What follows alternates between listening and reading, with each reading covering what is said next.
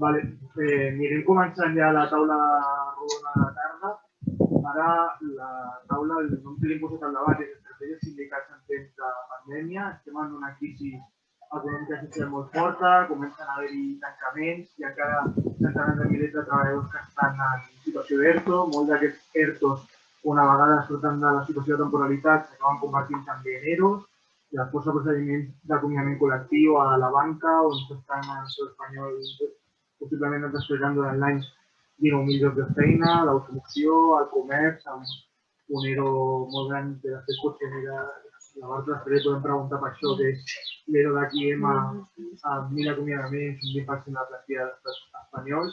I volíem generar un espai de debat i de discussió sobre aquestes qüestions, sobre quina estratègia tenir i també una sèrie de reptes que en els darrers anys s'han anat reflexionant des del món del sindicalisme i especialment del sindicalisme combatiu i de classe, que totes les ponents que tenim avui representant aquesta posició dins del món del treball, com per exemple com incorporar el món de la reivindicació feminista al treball sindical, com plantejar-se la transició ecològica, una sèrie de reptes d'època per repensar les pràctiques sindicals, que creiem que totes les organitzacions que hem convidat tenen reflexions en aquest sentit que poden ser molt interessants. Llavors, el format que hem pensat per la taula de la tarda és una primera ronda d'un quart d'hora de cada ponent, després 5 minuts perquè respostes o comentaris que surtin entre ells abans d'obrir el torn de paraules de tothom. Com anem millor de temps que al matí, jo crec que no tindrem cap problema no tindrem cap problema de generar debat, que serà potser més interessant que al matí, que ha sigut al final després.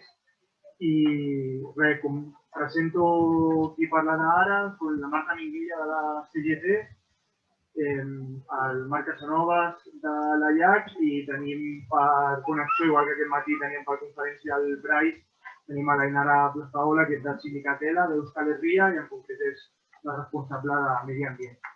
Llavors, en principi, l'ordre d'aquesta primera intervenció començarà la Marta, després l'Ainara i acabarem amb el Marc i després la idea, ja veiem com fem en aquesta segona ronda de respostes per fer-ho diferent i després ja ho direm això. Així que sense més jo li dono torn la paraula a la Marta i segur que serà profitós de debat.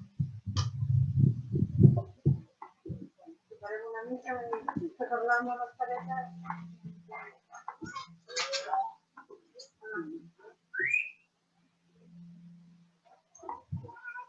Bona tarda a tothom i sobretot donar les gràcies per haver-nos convidat.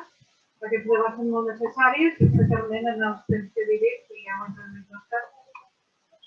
I la pregunta o el tema és estratègies sindicals en temps de pandèmia. Evidentment, aquí ningú tenim solucions, perquè si no ja estaríem en una revolució, però sí que podem aportar unes reflexions sobre el funcionament del sindicat i on trobem les claus una mica per entrar i aconseguir una organització cada vegada més forta i en benefici dels treballadors.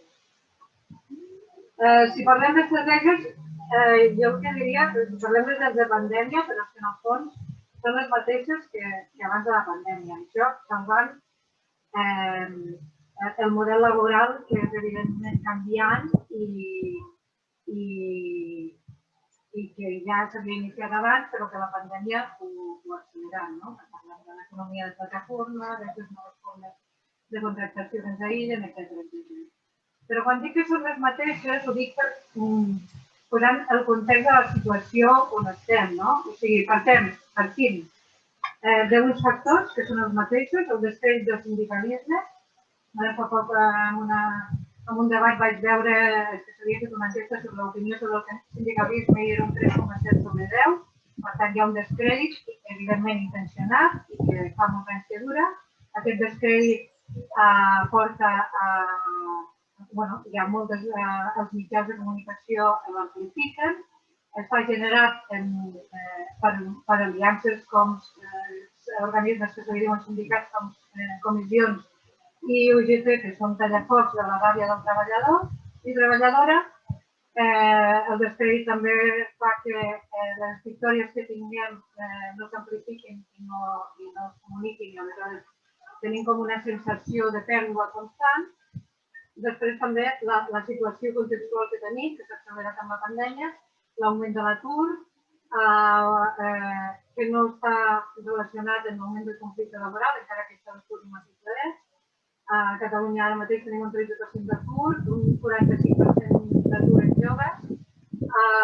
Això està molt per damunt de la mitjana europea. Els salaris que tenim els salaris de la gent jove estan al nivell dels anys 80, podem fer les comparatives del que costa avui en dia la vivenda, el que costa tenir unes condicions de supervivència dignes. Doncs veiem que aquí hi ha un encaic, però aquest context no canvia, simplement s'ha accelerat. Ja sabíem que ens anunciaven una crisi, no sabíem el format que havia de tenir. I acompanyat d'un desmantellament de serveis públics, d'unes pensions que ja sabem que cada vegada ens retallaran més, el que volen és que anem a fons privats, etc.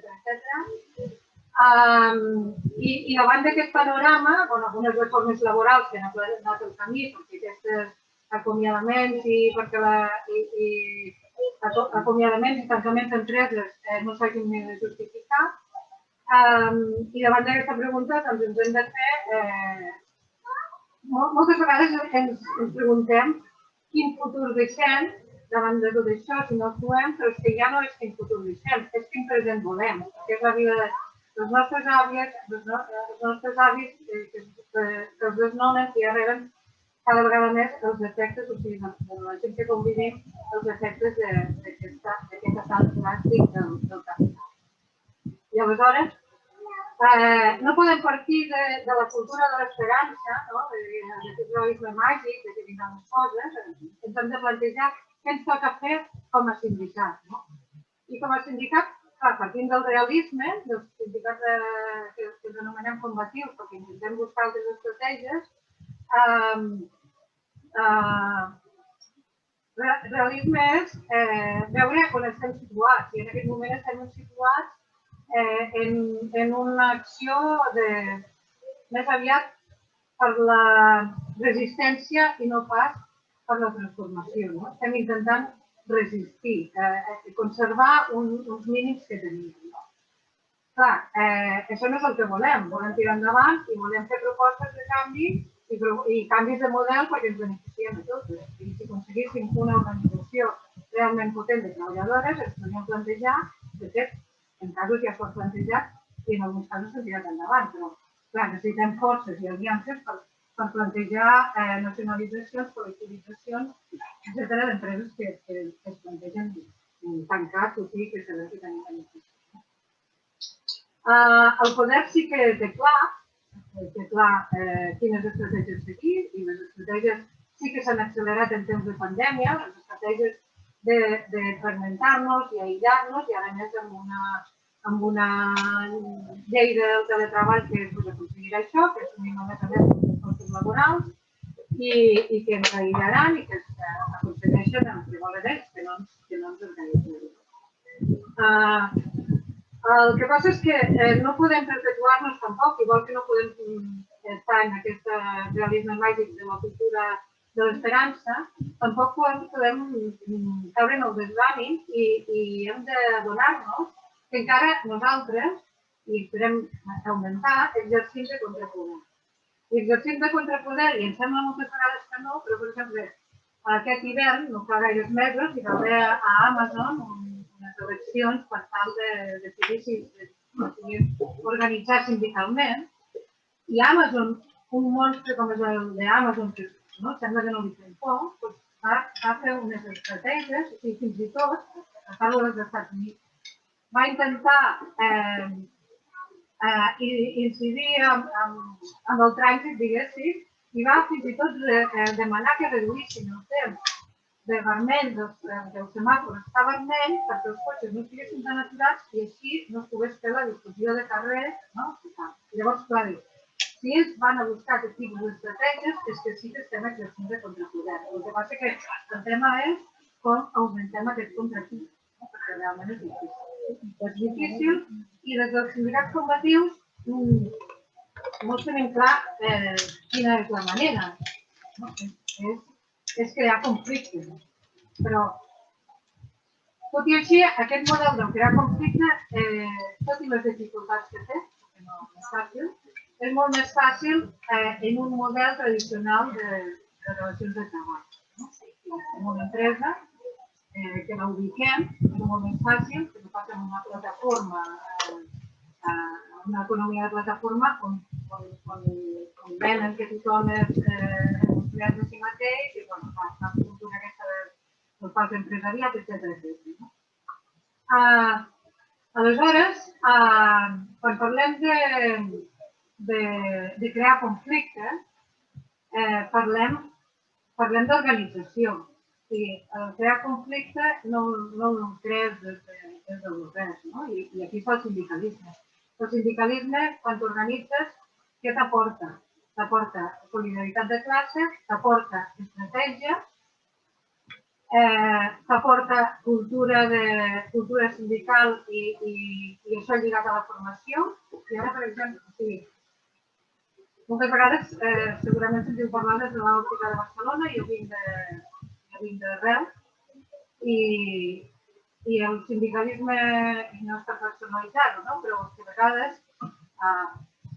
quan hi ha molta més gent implicada, el que passa és que te redueixes el teu sector, no? I la nostra experiència sindical, des d'on vinc jo vinc del sector d'ensenyament i tinc una part molt activa dins del sector d'ensenyament, però jo formo part també d'una federació i aquesta federació assumeixen tots els conflictes. Aleshores ens hem d'unir tothom.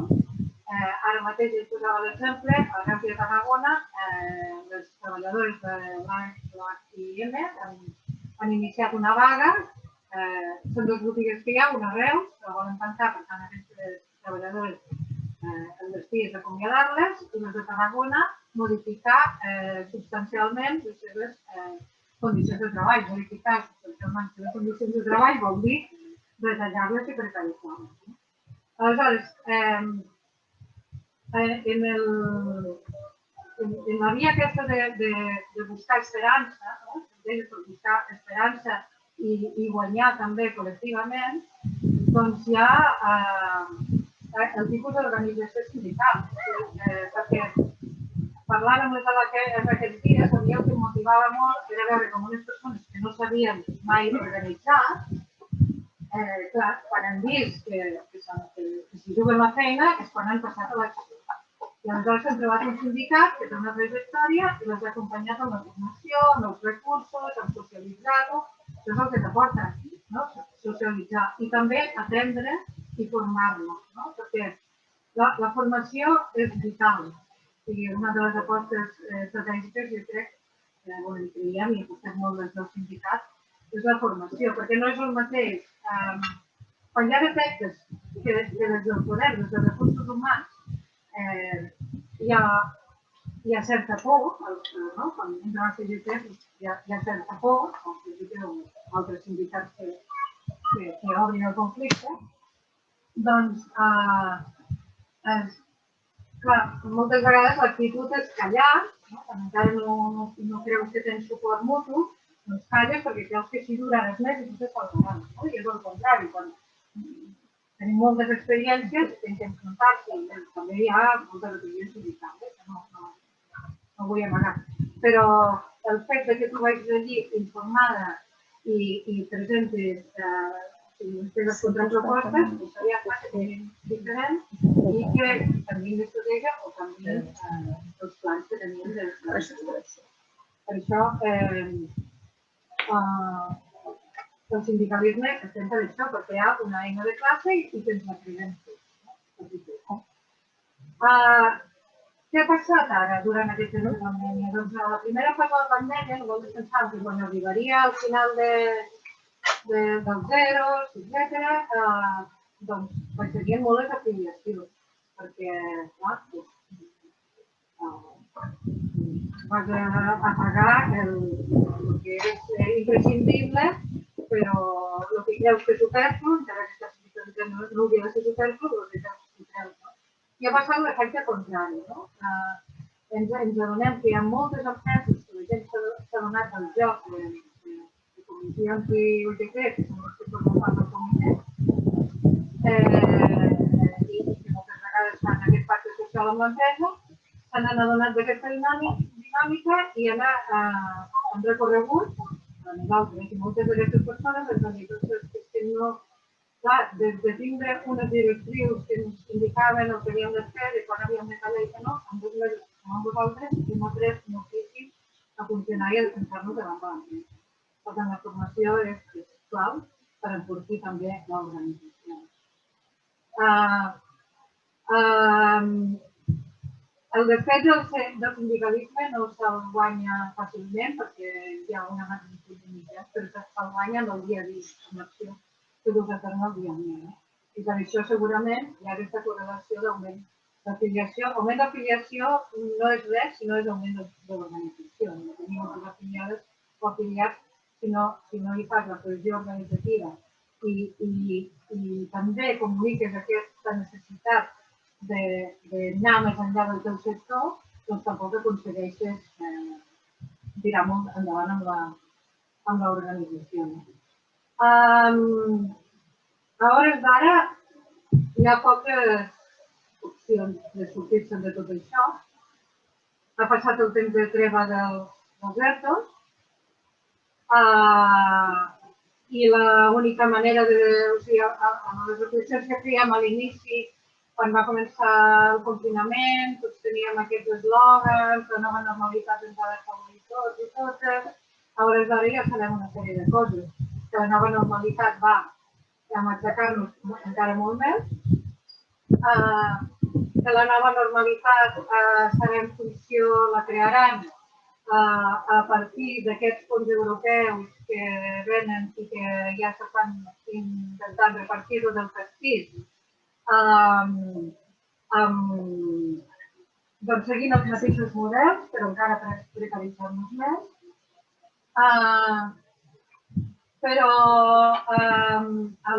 i seguint models que sabem que són obsolets, perquè continuant el model del sector turístic i els missatges que rebem ara és tornar a activar l'economia tal com s'activa i com està activada la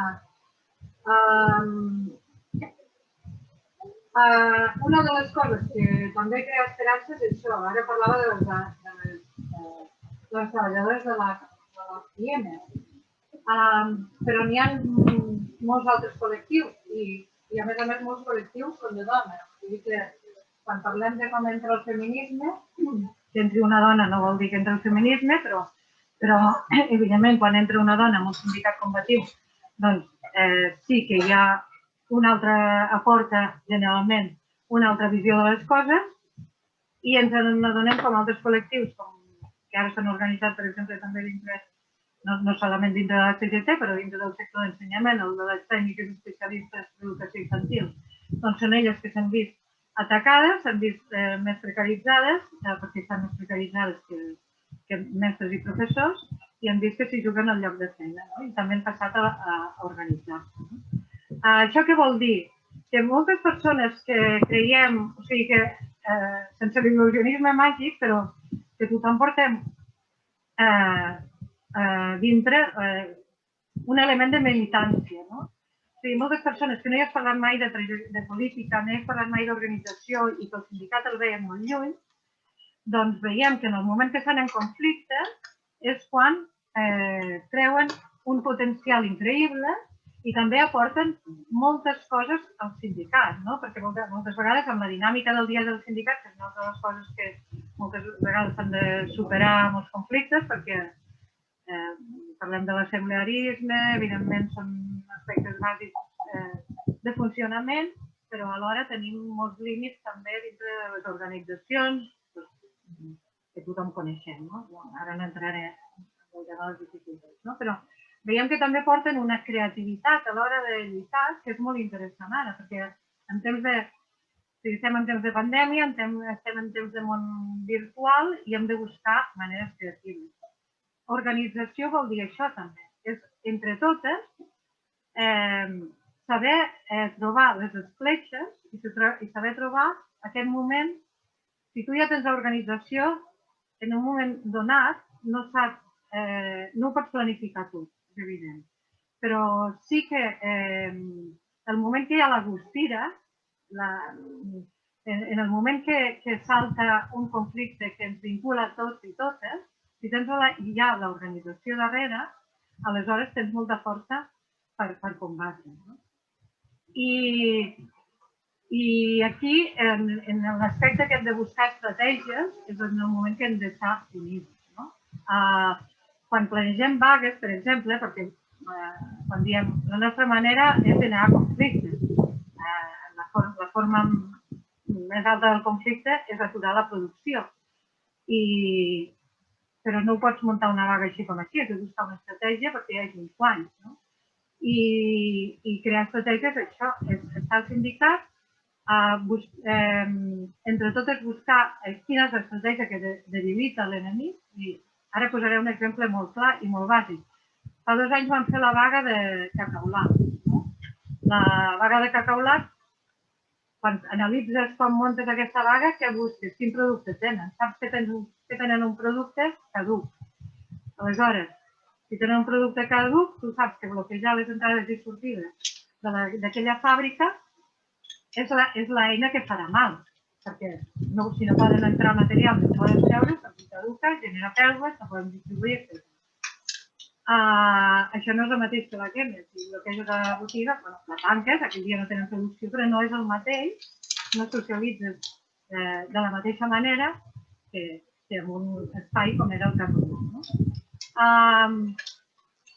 Ens intenten també fer veure que això no serveix, cada vegada el missatge de que la vaga no serveix, etc. I cada vegada podem contestar més exemples. Ara, a dia d'avui, tenim unes persones a Sabadell que porten 6 setmanes de vaga en un sector com Correus, que també sembla moltes vegades difícil d'organitzar. En un sector com Correus. Això no ho podries fer si no estessis organitzada, si no tinguessis, si no socialitzessis el conflicte, si no creessis caixes de resistència, que aquest és l'altre tema, com dones suport, com fas que s'alimenti aquestes persones que estan vinculades a la vaga, etc. Aleshores, cada vegada tenim més exemples que podem posar damunt de la taula de que organitzant-nos és necessari. Evidentment no sempre guanyem, perquè si no ja tindríem la fórmula i no caldria estar aquí. Dintre de tot aquest model que ara parlava, d'aquest model clàssic laboral, de que és conflicte, una vaga, analitzar els eixos, etc., ara tenim uns reptes molt més grans.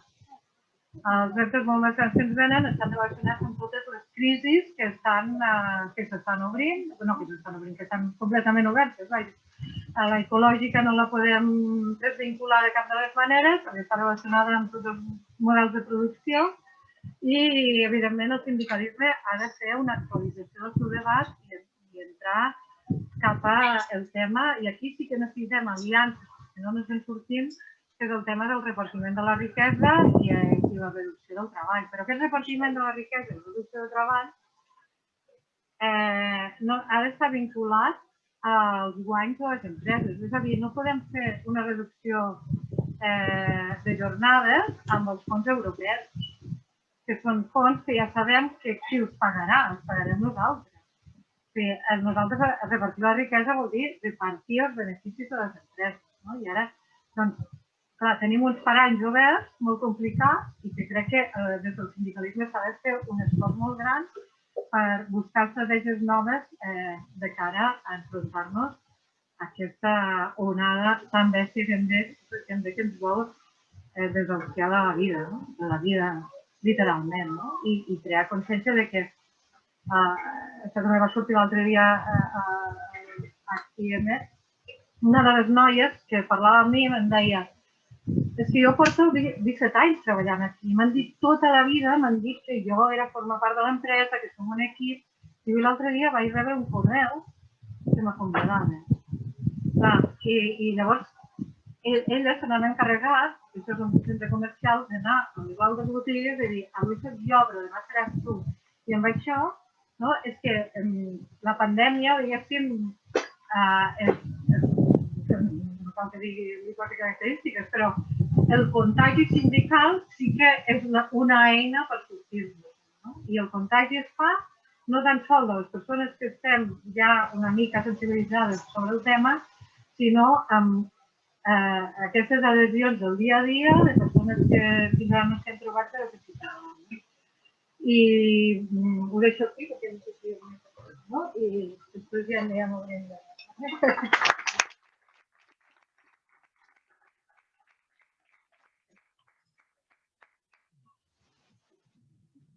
Vale, doncs ara, moltes gràcies, Marta. Ahora la idea era, Ainara, si no sé si nos oyes bien, sería que intervinieras tú. Sí, te oigo. Vale, pues cuando quieras. Vale. Bueno, lo primero, disculpas por no haber asistido de manera presencial. Mi intención al principio era poder asistir, pero al final, por una cuestión familiar, pues no he podido ir. Y es una pena porque veo que estáis ahí al sol estupendamente y aquí estamos con un frío y una tormenta que no veas. Así que mala decisión. Bueno, me presento. Yo soy Ainara y trabajo en el área de medio ambiente del sindicato ELA. El área de medio ambiente está trabajando con otras áreas que conformamos el área de lo social, digamos. Estamos gente que trabaja en igualdad, inmigración, estudios económicos, sociales, bueno, un poco de todo. Y nuestra labor normalmente no está ligada tanto a la acción sindical como a la lucha por unos derechos sociales y a un determinado modelo de sociedad. Entonces, mi intervención un poquito va a ir más encauzada a esa área de derechos sociales y modelo de sociedad que a lo sindical, aunque sí que me voy a meter al principio un poquito. Bueno, para el que no conozca el sindicato ELA, ELA es un sindicato nacionalista del País Vasco con 101.000 afiliados y una representación en el País Vasco del 41% y en Navarra del 21%. Nuestra razón de ser sería que somos un sindicato. No entiendo bien el catalán, pero he entendido algo de lo que ha dicho Marta, que ha hablado de contrapoder y de confrontación, pues nuestra línea también va un poquito por ahí. Nos definimos como un sindicato de contrapoder y nuestra estrategia normalmente se basa en la confrontación. No somos un sindicato de diálogo social, de ese estilo. Bueno, mi relato empezará un pelín antes de la pandemia, porque aquí ya para finales de 2019 teníamos claro que estábamos frente a una crisis sistémica, tanto económica, social, ambiental, democrática y de cuidados, y por eso el 30 de enero, creo que sí, 30 de enero del 2020 ya fuimos a una huelga general. No solo los sindicatos, aquí tenemos una alianza bastante fuerte de sindicatos y movimientos sociales que nos unimos en la Carta de los Derechos Sociales de Euskal Herria y desde ese espacio solemos encauzar muchas luchas unidas a los derechos sociales. Y las últimas huelgas generales, que aquí hemos llamado bastantes, han ido desde ese espacio. Bueno, después llegó marzo y la pandemia, sabemos lo que ocurrió, no voy a empezar arriba a definir todo lo que ha sucedido, pero profundizó esa crisis económica, social y de cuidado sobre todo. Y la verdad es que en ELA nos pusimos en marcha ya desde abril para presentar una alternativa, una salida justa que le llamamos, con unas medidas determinadas para hacer frente a la situación de crisis que ya vivíamos de antes y que la pandemia profundizó. Esta salida justa que planteábamos, en forma también lo hicimos como en dos documentos. Una sería una propuesta política, también hay una propuesta feminista y yo en esta intervención añadiré también una propuesta de salida de la crisis ecológica o algo así, ¿no? La transformación ecológica que necesitamos. En ese primer bloque, lo primero, los cambios organizacionales que hemos hecho para afrontar esta crisis. Bueno, viendo que los cierres que ha habido, los ERTES, los ERES, todos estos expedientes que están presentando, lo que hemos hecho ha sido una reorganización de la estructura del sindicato y hemos creado un nuevo departamento solo para gestionar esos ERES, esos ERTES, gente que los últimos 10 años desde la crisis del 2008 ha trabajado con estos temas, pues ahora mismo está trabajando codo con codo todos los días solo para gestionar estos expedientes. Y la verdad es que tenemos bastante trabajo en ese ámbito porque después de la pandemia y durante la pandemia se ha dado mucho, pero ahora en el 2021 también tenemos como una nueva oleada de cierres, expedientes con un montón de despidos y la verdad es que todavía ese tema da mucho trabajo. En cuanto a la lucha sindical por sectores, yo lo he dividido así como en tres partes. En el sector público, digamos, que la mayoría son sectores esenciales, que fueron muy aplaudidos en la pandemia. Bueno, vemos que esos trabajos no están recibiendo todo lo que han dado en esta pandemia. Estamos en una dinámica de huelgas desde septiembre, octubre. Empezamos con una huelga de cuidados. Este último mes, en abril, hemos hecho una huelga general en la función pública, enseñanza, sanidad, administración, con bastante fuerza, la verdad. Una de nuestras exigencias, no solo ahora, sino siempre, ha sido reforzar los sectores públicos. Y para eso la vía que vemos es un cambio en la fiscalidad, ir a por el fraude y dar marcha atrás en todas las reformas fiscales que ha habido a la baja de todos estos últimos años para poder tener unos servicios públicos que nos hagan tener una vida digna de poder ser vivida desde lo público. En el sector privado, todos estos expedientes que venimos, bueno, nosotros tenemos nosotras tenemos una posición bastante clara frente a esto y es: no firmamos despidos, no firmamos nada que vaya a la baja en condiciones laborales tipo salario, horas, etcétera. Y muchas veces acabamos en los tribunales y muchas veces acabamos en huelgas. Hemos tenido unas huelgas muy largas. Antes de la pandemia ya teníamos esta estrategia. Por ejemplo, en sectores esenciales y de cuidados, en residencias, hemos tenido unas huelgas muy largas. Las residencias de Vizcaya tuvieron un conflicto larguísimo yo creo que fueron 600 días de huelga, algo así. Se ganó. En Guipúzcoa empezó antes de la pandemia otra huelga de residencias, pero las huelguistas decidieron en tiempos de pandemia dejarlo a un lado para poder hacer frente a todo lo que se les vino encima, pero ahora están retomando esa estrategia. Está siendo más difícil que en Vizcaya porque la patronal en Guipúzcoa es más dura que en Vizcaya. Luego tenemos a las diputaciones que están, digamos, haciéndose fuertes con la patronal y la verdad es que está siendo muy difícil. También tenemos huelgas en el sector privado. Ahora mismo estamos en una huelga que llevan ya 200 y pico días en Aernova y una de nuestras estrategias de confrontación es esa, es la huelga.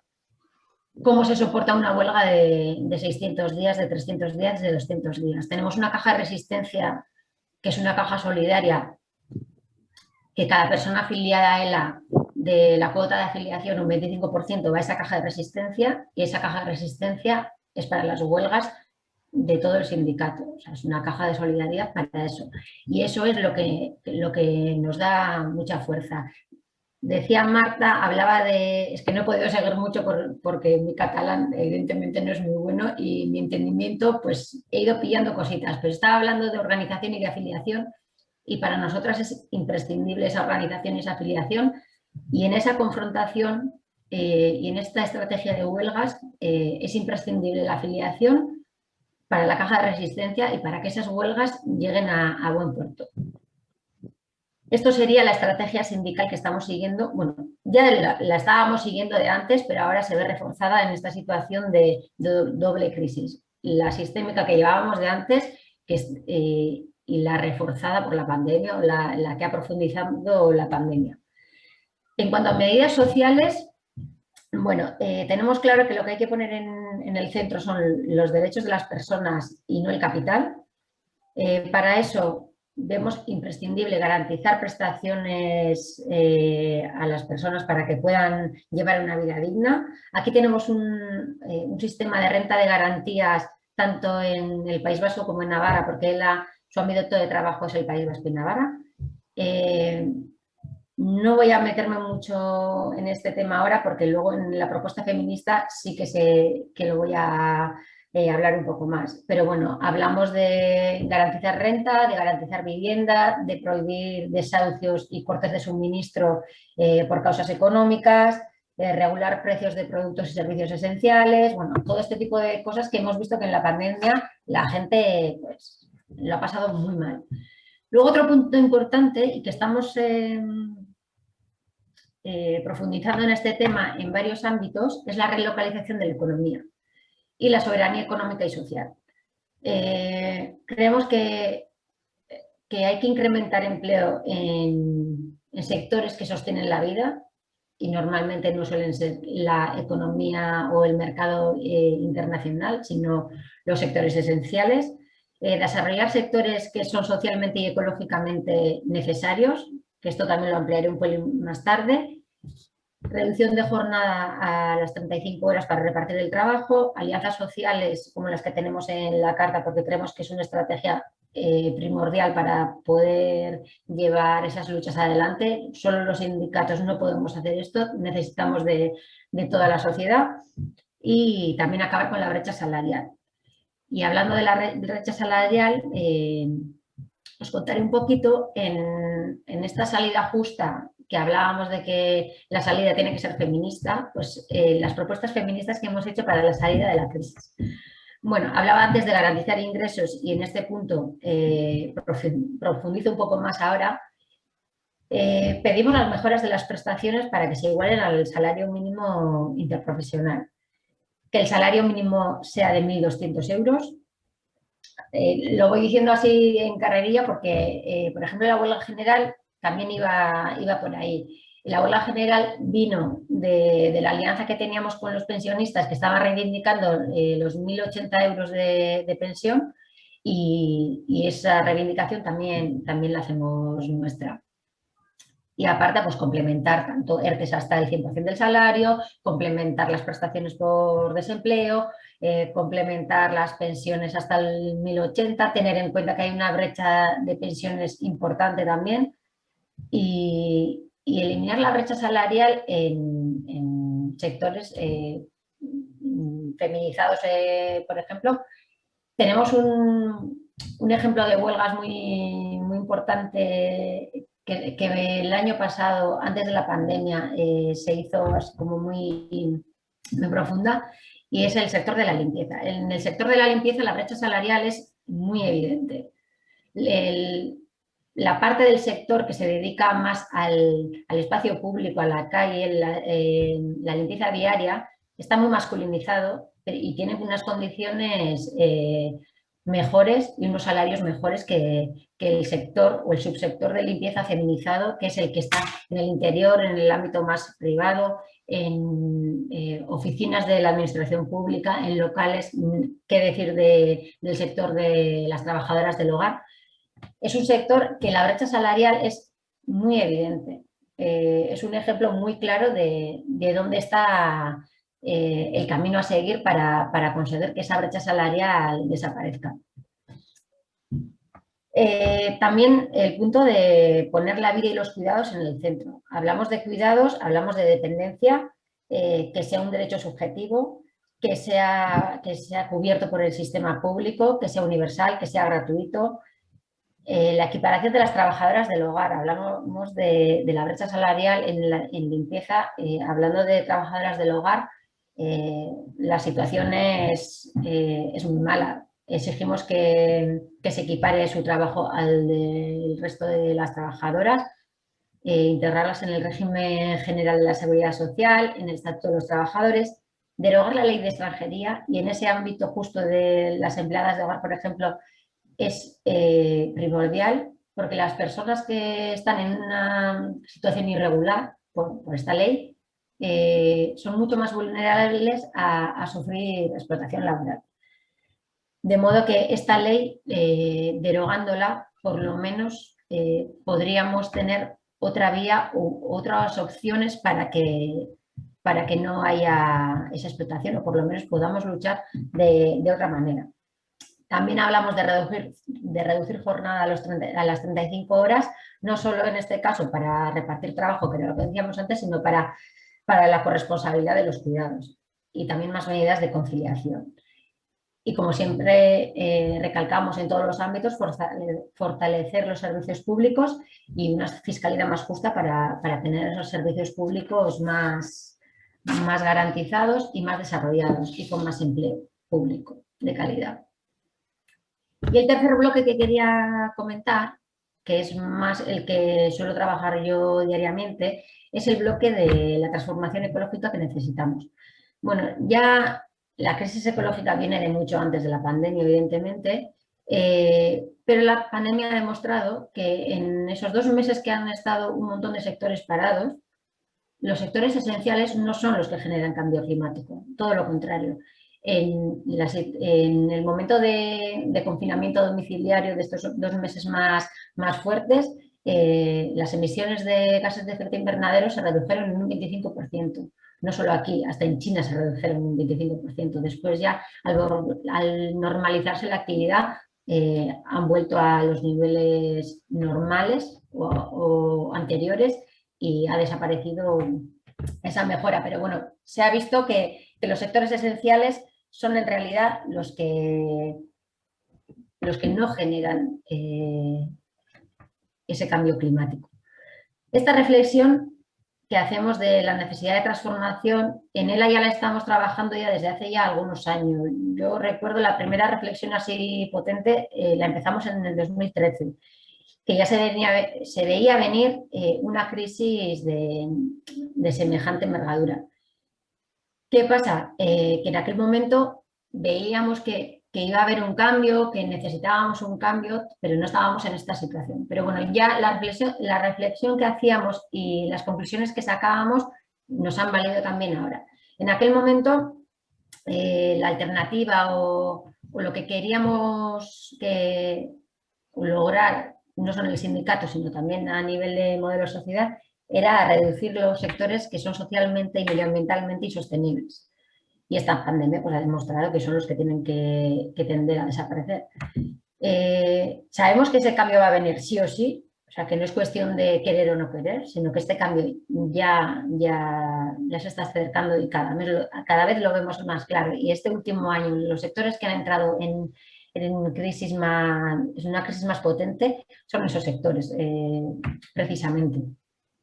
La cuestión es cómo se hace esa transformación, quién hace esa transformación y para quién se hace esa transformación. Si esa transformación la vamos a hacer de una manera democrática, pensando en beneficiar a todas las personas, a la clase trabajadora, o si esa transformación la va a hacer el capital para beneficiarse él mismo, ¿no? Ya sabemos que en la balanza las fuerzas cómo están, pero bueno, por lo menos la reflexión que hacemos es que tenemos que repensar de manera democrática cómo hacer esa transformación para que nos beneficie a todas.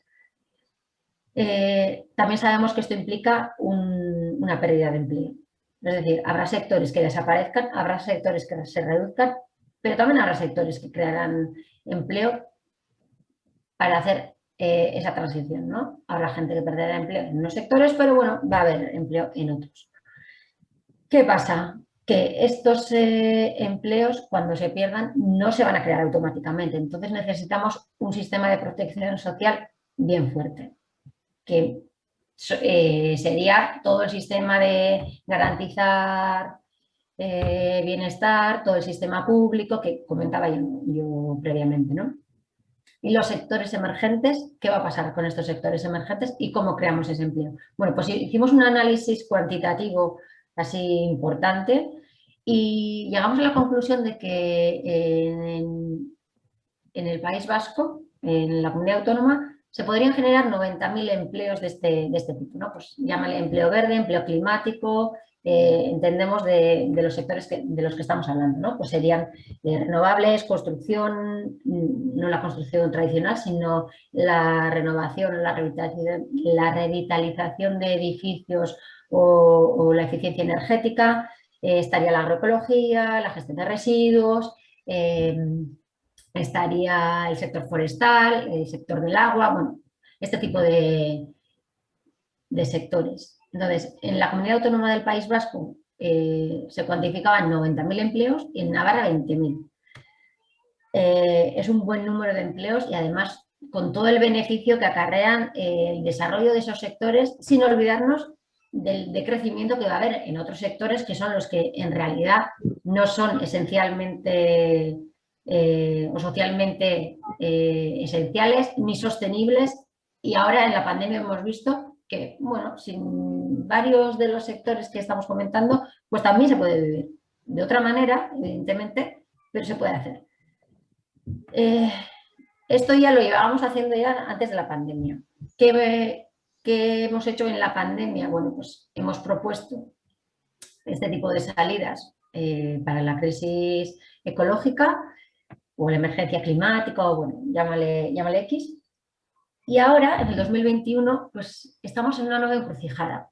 Tenemos ahora nuestro congreso que hacemos cada 4 años, entonces estamos preparando lo que queremos hacer los siguientes 4 años. Claro, ya no salimos de la pandemia, porque en los siguientes 4 años veremos que esa crisis económica, social, seguirá, no por la pandemia, sino porque ya de antes ya venía. Entonces estamos repensando qué es lo que queremos, el proyecto que queremos para los siguientes años.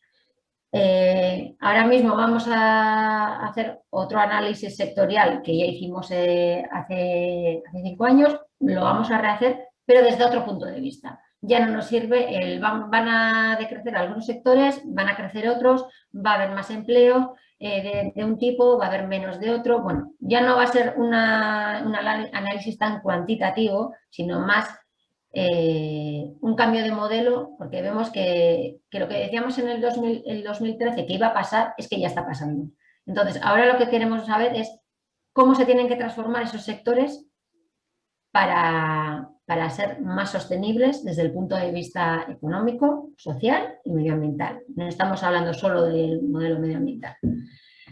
El análisis sectorial que vamos a hacer va a ser bastante amplio. Yo tengo una lista de sectores, ¿no? Pero bueno, empezando desde la automoción, son sectores también que tienen aquí más fuerza, igual en Cataluña o en el Estado, pues igual otros sectores tendrán más peso en esos territorios, pero bueno, aquí la automoción, la aeronáutica, la química, las refinerías, el sector energético, la siderurgia, tienen mucho peso. Entonces, son sectores que evidentemente van a tener que cambiar. Entonces, nuestro análisis va a ir un poco por ahí.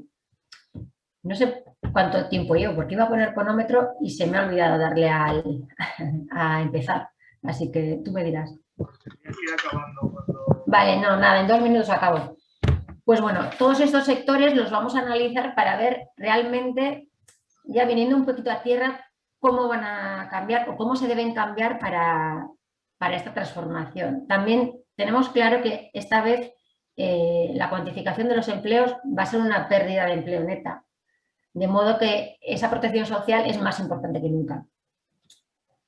Y por comentar el tema de lo que estamos reflexionando para los siguientes años, más que propuestas, creo que estamos haciendo primeramente como un diagnóstico o incluso un autoinculpamiento del modelo de producción y consumo que tenemos, y tenemos que admitir lo que hemos hecho hasta ahora para poder hacerlo bien. ¿Qué es lo que hemos hecho hasta ahora? Bueno, pues con la internacionalización del comercio, hablábamos de la importancia de la relocalización, ¿no?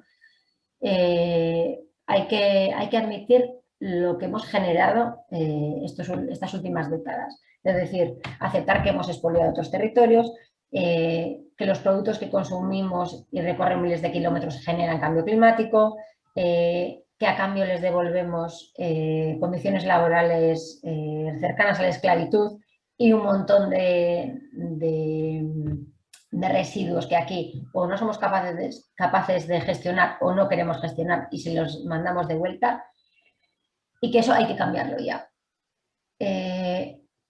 Eso para un sindicato, no sé si es fácil decirlo, pero desde luego hacerlo es muy complicado, porque tienes un montón de sectores en los que estás trabajando que son los que generan todos esos impactos. Entonces, nuestro reto en un corto y medio plazo, pues formar a nuestra afiliación, a las personas delegadas en todos estos temas y que puedan esas mismas personas en sus centros de trabajo proponer alternativas sostenibles en sus sectores, ¿no? Eso es lo que para los siguientes años, después de hacer todas estas reflexiones, pues creemos que tenemos que hacer.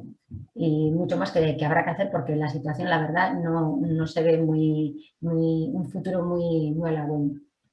Y hasta que luego ya la gente lo que quiera preguntar, vamos profundizando más. Gracias.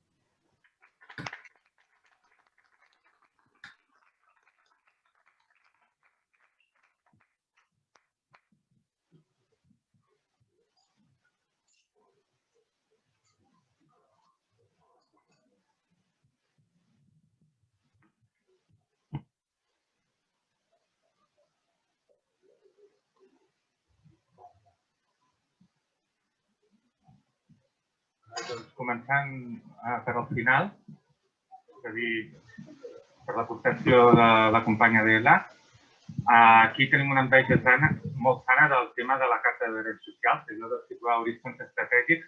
Des de la IAC ho havíem intentat, no ens n'hem sortit, però bueno, penso que s'han creat espais de coordinació sindical del sindicalisme alternatiu com la taula sindical. Tenim experiències com la de l'1 de maig passat, de la qual va sortir una col·laboració entre moviments socials, moviments ecologistes, feministes, de barris, de la vivenda i sindicalisme alternatiu, que surt una primera agenda sociopolítica i del món del treball que podria ser un començament per anar treballant aquest horitzó estratègic per mi, per situar un primer horitzó davant del debat d'avui, que en el País Basc ja el tenen molt més avançat. I un altre element que també és enveja sana, aquestes experiències de caixes de resistències lligades a les quotes d'afiliació.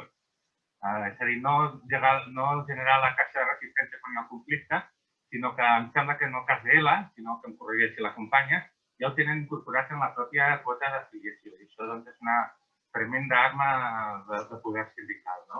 Llavors, doncs, això, que anem aprenent tots d'això. La meva xerrada, això, 15 minuts, en feia 10, segur, es compon de 3 parts. Intento fer primer una primera radiografia molt bàsica de la situació en la que estem, la pandèmia, etc. Llavors, les aportacions que jo penso que és on hi ha els debats més greus que tenim al món del treball i al món sindical, que són les aportacions que s'han fet des del món ecologista i el món de l'ecofeminisme amb una perspectiva anticapitalista, i això com s'ha d'interioritzar des d'una perspectiva sindical, com ho hem de treballar, i penso que ha portat elements serà la companya d'Ela, i finalment, elements de poder sindical o elements estratègics que podem fer des de l'àmbit sindical. Jo també penso que la Marta ha portat molts bons elements i, per tant, jo seré una mica redundant, segurament. Respecte a la radiografia de la pandèmia, diguem-ne, 4 milions d'aturats, 15,3% de la població activa a l'atur, és a dir, 40% entre els més joves, aquesta és la realitat dura que vivim, més de 638.000 treballadors en ERTEs, pagats amb diners públics, no ho oblidem, els ERTEs estan pagant ara mateix no de les empreses, en beneficis de les grans empreses, sinó que ho estem pagant nosaltres, cues de la fam, unes ajudes com la renda mínima garantida que no arriben als sectors en què precisament que es necessitarien aquestes ajudes que sí que hi ha de la renda mínima garantida, com són els treballadors, les treballadores de la llar, tots aquests sectors del treball informal que s'han quedat d'un dia per l'altre sense cap mena de prestació social i sense cap mena de sou, de res. Les treballadores sexuals tenen una secció a la IA que amb això s'han quedat absolutament sense res. La gent de la restauració, però amb una composició ara mateix contractual que tothom tenim un 26% dels treballs que són temporals, imaginem-vos aquesta gent, de la construcció, de la restauració, doncs d'un dia per l'altre es queda sense res. Un primer punt que s'apuntava des dels moviments socials, aquests espais de la taula sindical, el pla de xoc, aquests espais de configuració que es van fer durant la pandèmia, era la renda bàsica universal d'emergència social, per almenys que arribin les ajudes sense traves burocràtiques. Un augment del deute públic ens resultava la guerra de Cuba, del 130% del PIB, ara mateix. I això ara, amb el tema que apuntava la Marta, que ara venen els pressupostos aquests de la Next Generation, que venen a salvar-nos, però en realitat el que venen a salvar són les grans empreses i a apuntalar un model productiu, com apuntava la companya Adela, absolutament insostenible. És a dir, les grans ajudes bàsicament van Hidrogen Verd, seria Repsol, Endesa, etc. I alhora apuntalar el model público-privat. En educació patirem amb tot el tema de l'FP i els grans sindicats com gestionant tots aquests ajuts i tota l'FP dual i com pagarem des dels diners públics, pagarem a les empreses als treballadors que estaran fent pràctiques bàsicament ficant etiquetes en un supermercat. I això amb els diners de resiliència i de transformació ecològica, etc. Això ja hi entrarem. Desnonaments ja per què parlar-ne, no s'han aturat mentre hi havia el compromís de fer-lo i mentre la banca ara mateix està fent els CEROs que estem veient de milers de treballadors i encara no ens han donat el rescat dels 65.000 milions que els havíem donat.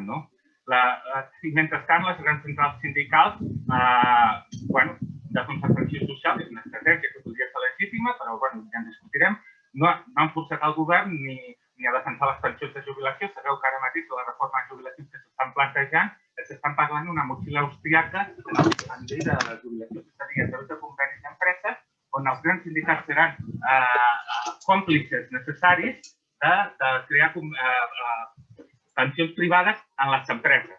Es va intentar l'administració pública, es va fer a la Caixa, nosaltres vam fer un referèndum, van votar 10.000 persones en contra, però comissions i UGT, com que formen part d'aquest tipus d'història, doncs al final no van poder tirar enrere, però ara és que ho volen institucionalitzar. A part que ja s'està parlant d'allargar la contribució a 35 anys. Imagineu-vos els joves en un mercat de treball marcat per la temporalitat, no arribaran als 35 anys cotitzats ni treballant fins als 90 anys. Doncs llavors, aquesta és una mica la radiografia. Hi ha lluites disperses ara mateix. Han tingut moltes lluites disperses amb empreses amenaçades, hem parlat de les lluites de Nissan, que pot ser una lluita recurrent, les lluites per la vivenda, s'han fet victòries, i la lluita de la llei Rider, que és una victòria molt parcial, bàsicament el que fa és institucionalitzar una cosa, el que fa aquesta llei és dir que es compleixi la llei. Està dient, escolta, són falsos autònoms, escolta, són treballadors, però clar, si tu no reformes no fas la pressió que no han fet les grans centrals sindicals que tenien la capacitat a través del govern més progressista de la història, de dir, tirem enrere almenys la reforma laboral l'última, doncs és un model de subcontractació, que això també era un compromís del govern més progressista de la història, de reformar això.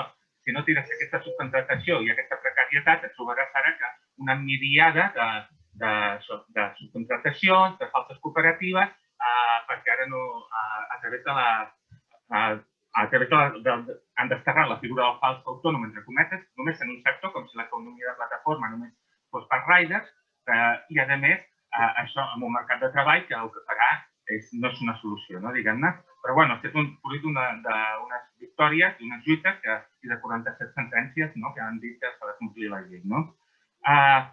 Els treballadors han perdut en relació al PIB des del 2009, fixeu-vos, cada any 64.500 milions. És a dir, cada any han perdut el rescat a la banca, els 65.000 milions, el treball respecte al capital. Durant aquests darrers 10 anys, cada any han perdut 64.500 milions.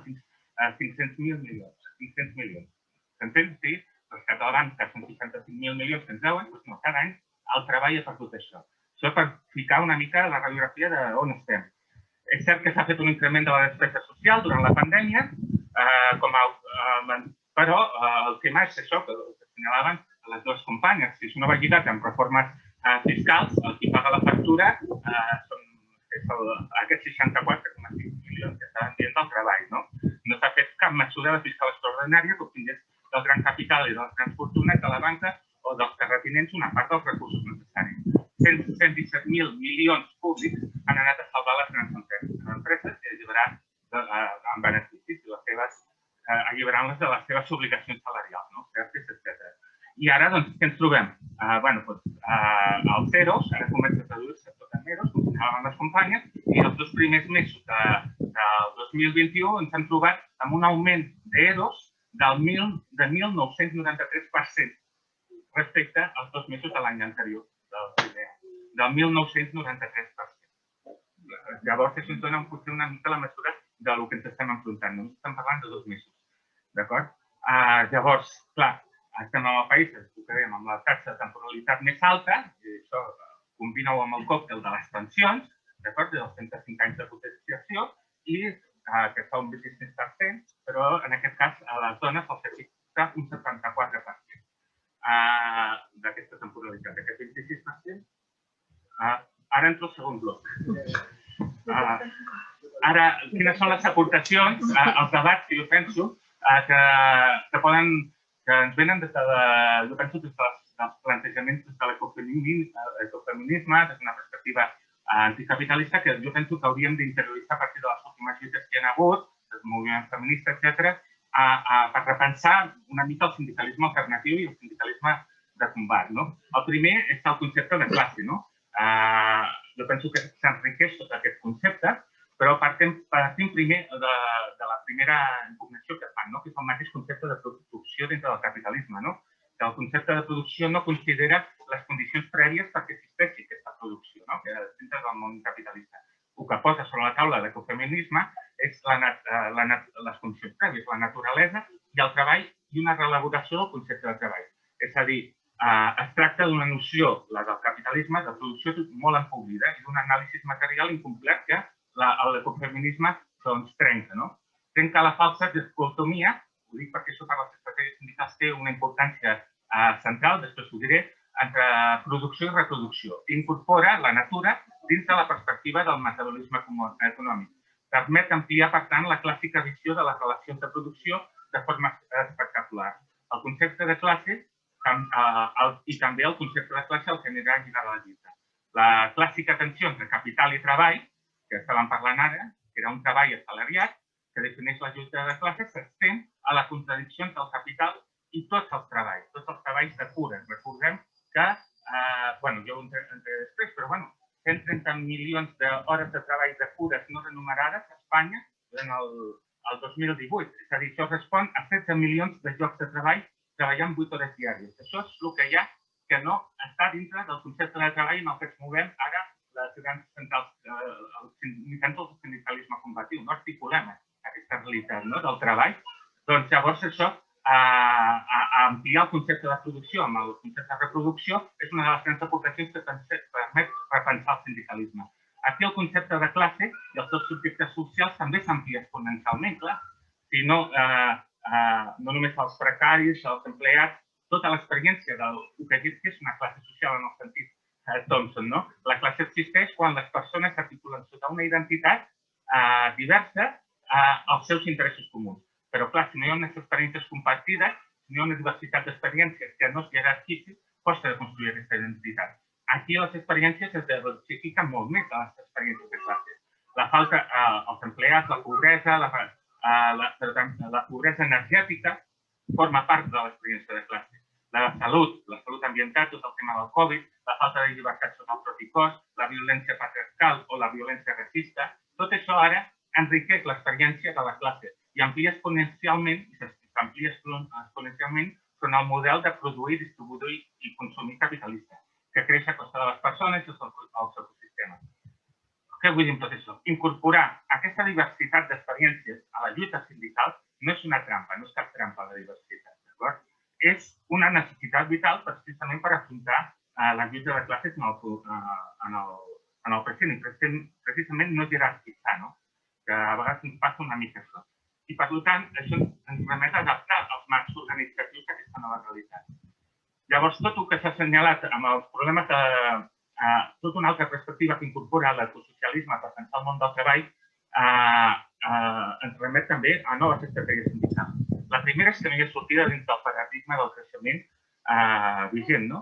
És urgent produir menys, transportar menys, compartir d'entrada, compartir la riquesa, repartir el treball, reduir el temps de treball sense pèrdua de salari, però també els ritmes de feina i crear nous llocs de treball. Però com assenyalen els diferents estudis ecologistes, un canvi de paradigma i de transició energètica lligada a una conversió ecològica de model productiu i tecnològic sota el control democràtic i de la ciutadania dels treballadors, surpassaria també, i això és el que hem de tenir molt clar, milions de treballs a desenvolupar. Aquí la companya Adela n'ha parlat molt. I crear activitats d'ajuda a les persones i als ecosistemes. Activitats orientades a la modificació del sistema energètic. Aquí tindríem tot un camp. La producció de transformadors, d'energia renovable, les xarxes de transformació massiva cap al transport per tren o el transport públic.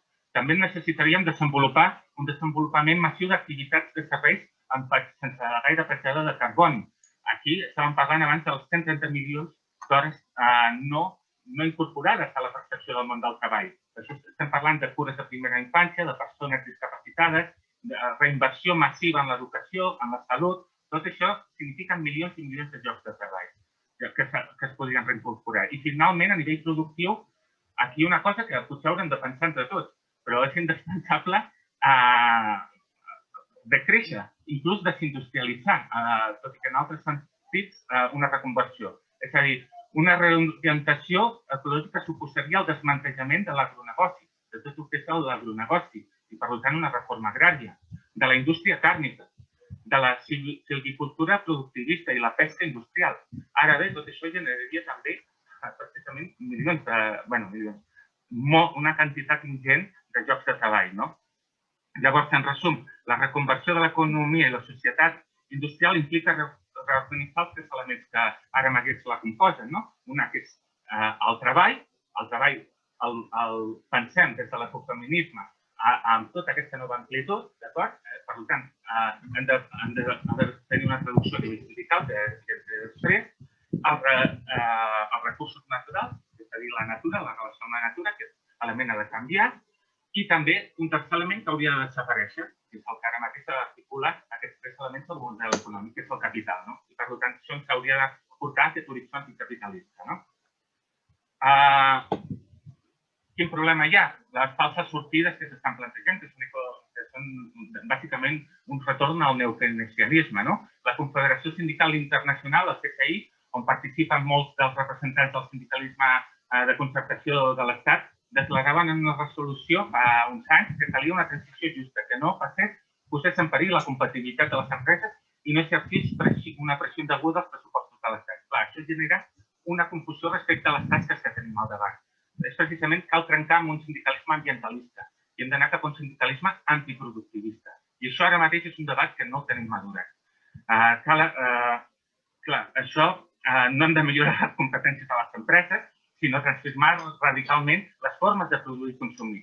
Això passa precisament per trencar tot el que està costant el model de Next Generation, el model de les ajudes europees, que és anar a generar una digitalització de l'economia, com si la digitalització de l'economia no impliqués un impacte ecològic de dimensions.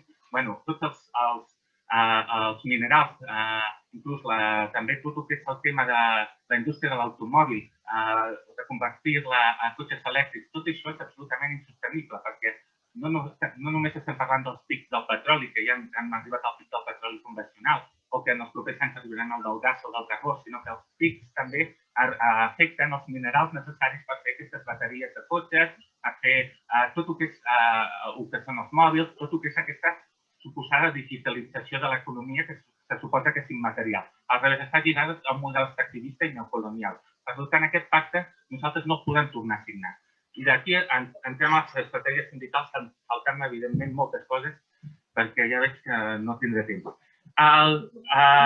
És precisament aquest pacte, el pacte de postguerra, el que hem de trencar. Aquest pacte en el qual està lligat també inclús, jo penso, el sindicalisme alternatiu, que és la idea que d'alguna manera, a canvi de treball i d'una, ho que dèiem, a l'estat de benestar, de certes prestacions relacions socials, doncs es podien permetre un model de creixement indefinit i encara un cert deteriorament del món ecològic. Aquest pacte ara mateix, la patronal fa anys que l'ha trencat.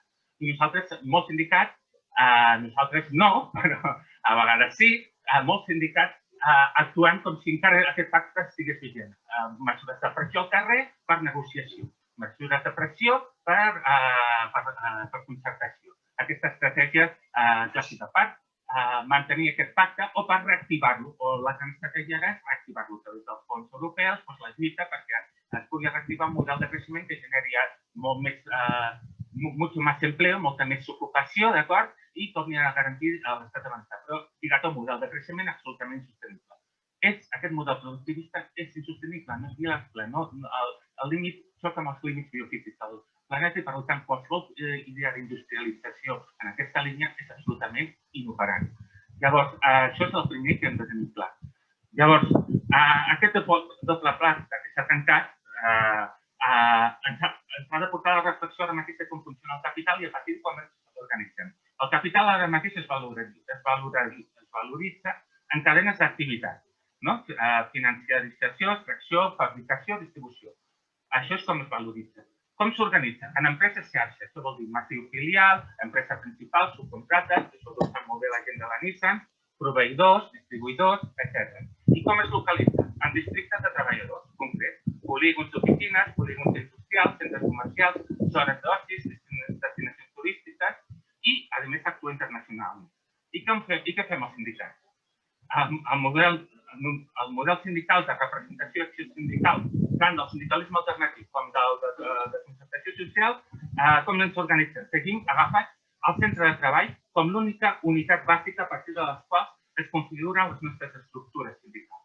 I, bàsicament, la nostra estratègia sindical, perquè després tenim una secretaria de moviments socials, però no posem tota la carn a l'assador, per dir-ho d'una manera.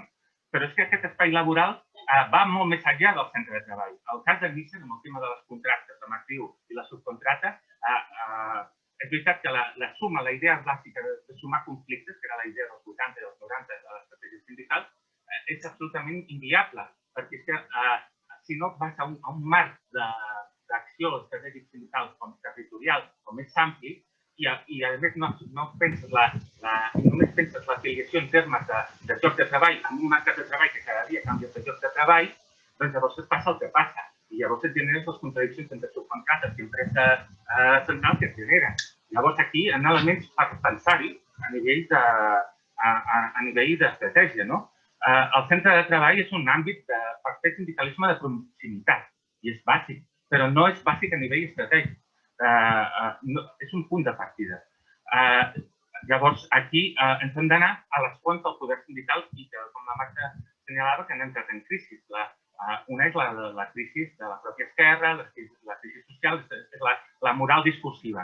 L'associativa, com assenyalava molt bé la Marta, si no la converteixes, que és l'afiliació, si no la converteixes en organització, el que acabes és generar un sindicat de serveis.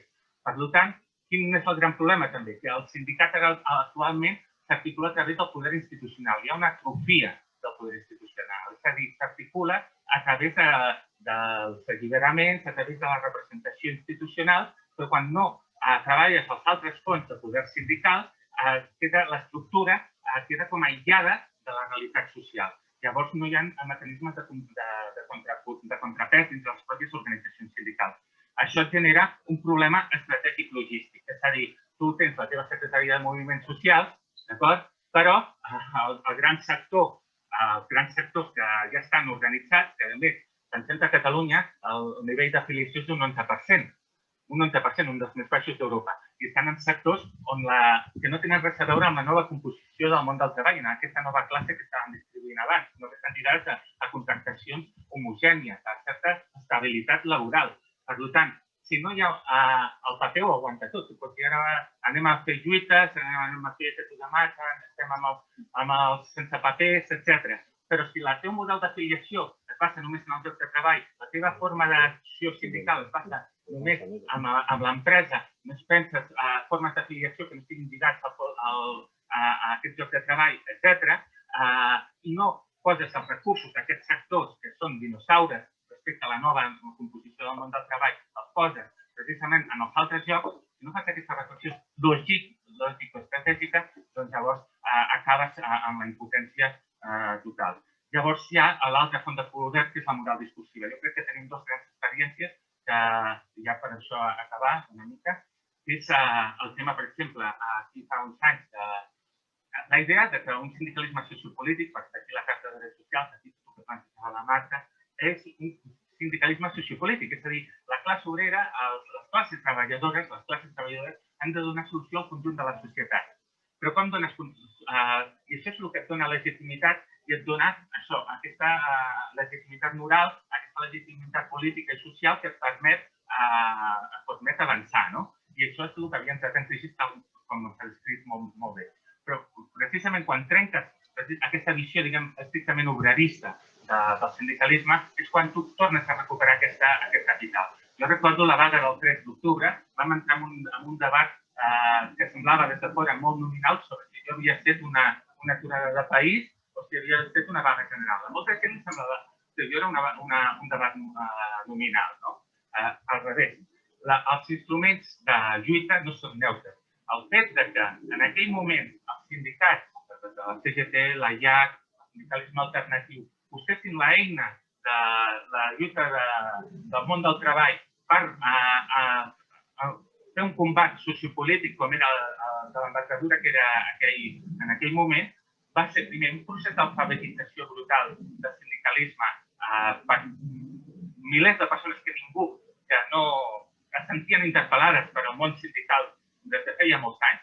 Recordo tots els CDRs, tots els comitès de vaga al llarg del territori que ens vam anar movent, preguntant-te com es feia una vaga, com es feia un comitè de vaga, com s'havia de fer, etc. I llavors les eines no són neutres en el sentit que porten darrere una agenda social, porten darrere una experiència històrica, una tradició històrica i una agenda que es posa en primer pla, també es posa en aquest conflicte. 3/4 parts del mateix amb la vaga feminista. Al moment que va haver-hi la vaga feminista internacional, això és una font de poder político-moral del sindicalisme, tot i que l'impugna el model del sindicalisme, però alhora, no sé si és dialèctica, és doble direcció, però alhora va ser també un procés d'alfabetització per moltes dones i homes feministes, sobretot dones, que de cop i volta van descobrir el sindicat, l'eina sindical com una eina útil per la seva lluita, no? I alhora també va transformar, com he intentat explicar jo ara, almenys en el discurs, en els debats, en els problemes, el propi sindicat, que ara el concepte de treball l'hem de pensar, jo penso, a partir d'aquestes aportacions que ha fet l'ecofeminisme, no? Per poder abordar les estratègies del futur. Jo deixaria aquí.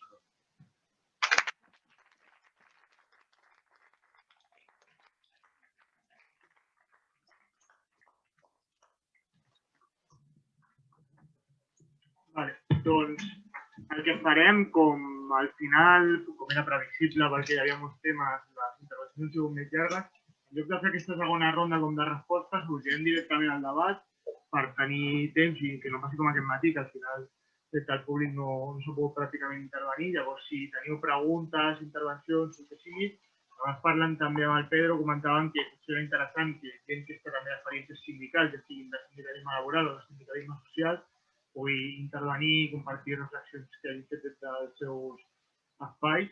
I fem això, recollim unes quantes preguntes i intervencions i després feu una ronda per acabar. Depèn del temps que tinguem, jo crec que et donarà temps d'això, que no donarà temps de 2 rondes, però recollim intervencions.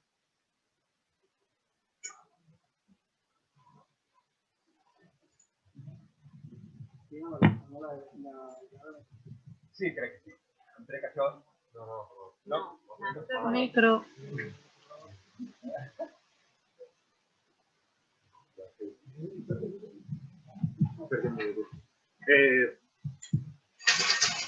Moltes gràcies per les aportacions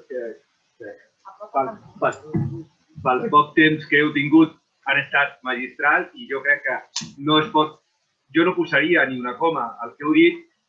L'única cosa que em pregunto com a persona jubilada és que això, quan la companya d'Ela explicava que això és molt complicat d'explicar-li als treballadors i a les treballadores de que hem de tancar empreses perquè si ecològicament són insostenibles, com es fa? Com es fa? Perquè la dreta, us recordo que tenim un exemple a Madrid, no té cap problema en contaminar. Cap problema. I nosaltres tenim un discurs acabat. Perfecte. Però cal aplicar-ho. Com l'apliquem? Com l'expressem a la societat que hem de tancar empreses si la gent ja està passant dificultats? Si la gent ja està tenint problemes per sobreviure? Com ho expliquem això? I aquí és la pregunta que jo us faig. Si no parlem de reindustrialització, si parlem de relocalització, què localització? Perquè, i amb això acabo, perquè el que estem aquí dilucidant és com posem les eines per empoderar a la societat en una societat alternativa, però l'estem fent dins del capitalisme. No tenim el poder. Nosaltres no tenim el poder. Per tant, o creem les condicions per tenir el poder, o nosaltres el que estem fent és, per mi, una descripció d'una situació catastròfica, però no estem donant alternatives perquè la gent cregui amb això que nosaltres estem proposant. Gràcies.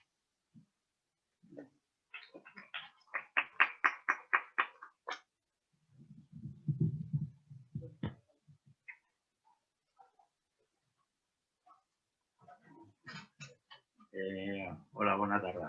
Gràcies als ponents, ha sigut molt interessant i molt constructiu.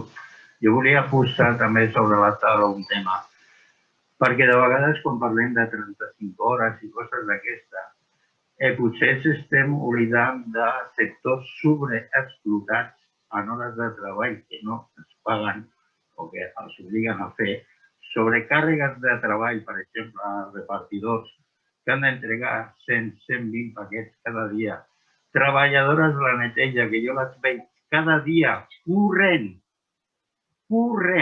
o sigui, no caminant de pressa, corrent per poder fer tota la feina. Vull dir que si volem estar de part dels treballadors, no només s'han de baixar les hores, sinó que els treballs també siguin dignes i que no pot ser que cada dia es pressioni més als treballadors i a les treballadores perquè fallin en una jornada la feina que s'hauria de fer en dos. Només aquest apunt perquè crec que de vegades se n'oblida. Una altra cosa també que comentaven aquest matí en l'edició de pensionistes, també crec que s'està oblidant en el tema de la jubilació, que hi ha sectors de, per exemple, posem les Keris, que els últims 10 anys de feina acaben amb ibuprofeno.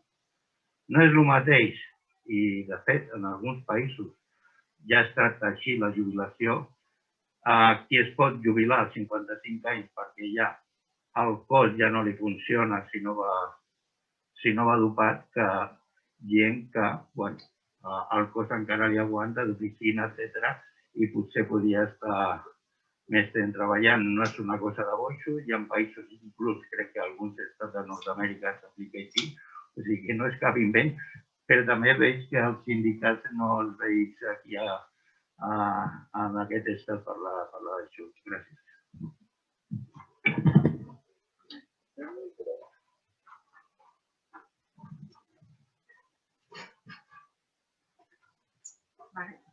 Hablaré en castellano para que también me puedan entender ahí, ¿no? Muchas gracias a las tres ponentes para... perdón por cambiar el nombre. A las tres ponentes, creo que es interesante sobre todo los retos que hay a nivel ecológico y me gustaría como enfocar un poco en el sentido de que creo que no es una cuestión de cerrar industrias solo porque sean contaminantes, como parecía enfocarse en una pregunta, sino creo que hay un punto de repensar el mundo del trabajo y intentar repartir el trabajo de una forma en que se revaloricen muchos trabajos que ahora mismo son invisibles, que para nada están monetizados y que puede que no sea el concepto de monetizarlos, sino simplemente ser conscientes de que hay una carga de tiempo y de trabajo importante que no es visible a los ojos de muchas personas. Y también creo que hay toda una parte de repensar en los impactos a futuro, es decir, estamos hablando de activos y pasivos ambientales. En nuestro día a día necesitamos todo un seguido de elementos que por muchas tareas productivas que hacemos, tienen un impacto, se destruyen y hacen que a futuro sean empresas que van a terminar cerrando sí o sí, ya sea por falta de recursos, sea por falta de básicamente de un lugar habitable donde estar y para poder desarrollarse. Es decir, tenemos que repensar la industria en un sentido de que habrá muchas industrias que a 10, 30 años no serán viables. En este sentido, creo que tenemos que intentar repensar en qué sectores sí que son los necesarios o sectores a futuro que vendrán. Y los fondos europeos creo que están haciendo toda una tarea de pensar en esta clave, pero de la forma más terrorífica posible y de la forma que vaya a manos del capital todo el potencial de algunos sectores. Es decir, la rehabilitación de edificios será un elemento clave donde habrá un incremento de trabajos bastante fuerte. En todo el sector de las baterías, aunque no sean el mejor. En todo el tema de las renovables, aunque el modelo no sea el nuestro. O sea, tenemos que repensar todos estos elementos y creo que nos encontramos en una encrucijada muy fuerte. Pero porque el sistema capitalista ha cogido nuestros términos. El sistema capitalista ha cogido nuestras propuestas, las ha vaciado y se las ha hecho propias. Y esto creo que es como un reto bastante fuerte, porque al final cuando hablamos de reducción de la jornada laboral, hablamos de reducción de la jornada laboral, pero en igual salario. El capitalismo no nos lo va a comprar así. Hablamos de repartir el trabajo, pero ellos nos lo hablan desde la lógica de la flexibilidad, de una mejor competitividad, etc. Y creo que serán retos porque van a usar nuestros términos. Hablan de transiciones, cuando puede que lo que ellas hagan son más transacciones que transiciones. Y creo que será como el debate de conceptos que al final quedará vacío porque a nivel de sustancia estarán cambiando totalmente el discurso y vendiéndonos como si fuera lo que nosotros estábamos pidiendo. Y creo que va a ser como muy complicado. Era más una reflexión que una pregunta, pero me gustaría como si pudierais enfocarlo por ahí e intentar como desarrollar aquellos sectores que creéis que van a ser clave a futuro para ir creando ocupación e ir desarrollándose.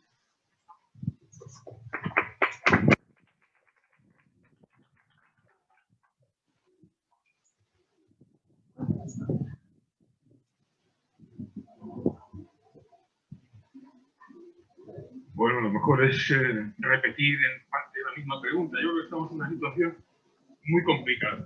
Es decir, necesitamos, sin otra posibilidad de salida, en un plazo más o menos breve, lo mismo 20, 30 años que 10, un cambio radical del modelo productivo.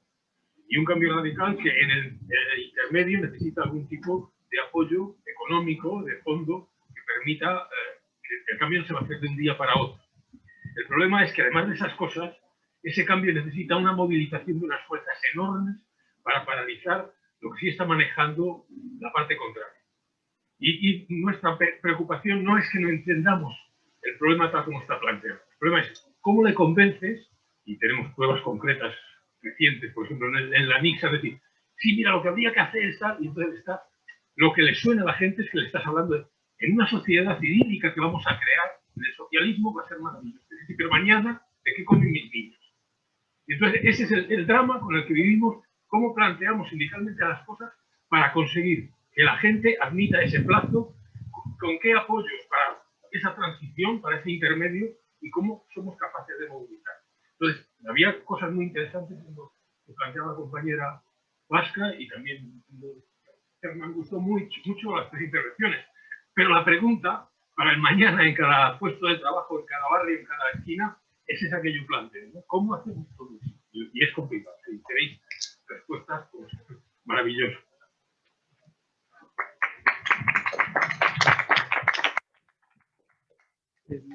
No sé si alguien más tiene alguna pregunta. Si no, yo tengo un par de preguntas y hacemos esta ronda de cierre.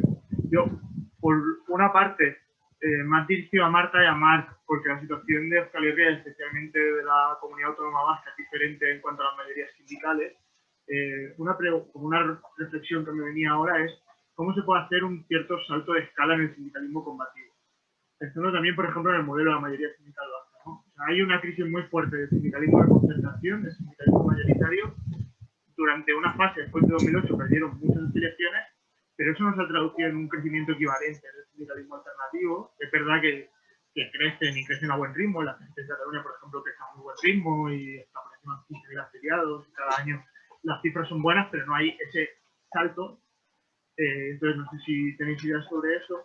Y luego para Ainara le quería preguntar si puede desarrollar un poco más un tema que también comentaba Marc, que es esta cuestión de cómo ellos funcionan, que es esta caja de resistencia centralizada, digamos, solidaria, que les permite apoyar el conjunto de las luchas, y luego también cómo su modelo confederal,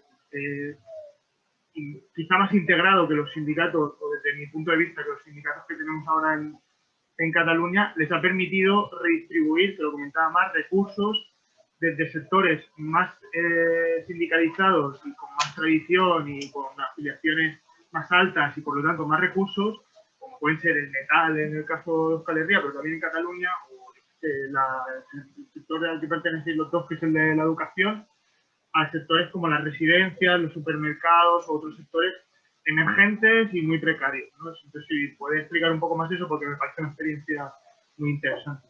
Entonces, no sé quién de los tres se anima a empezar a responder. Han salido muchas cosas, evidentemente no se pueden responder todas, pero bueno, un poco lo que podáis.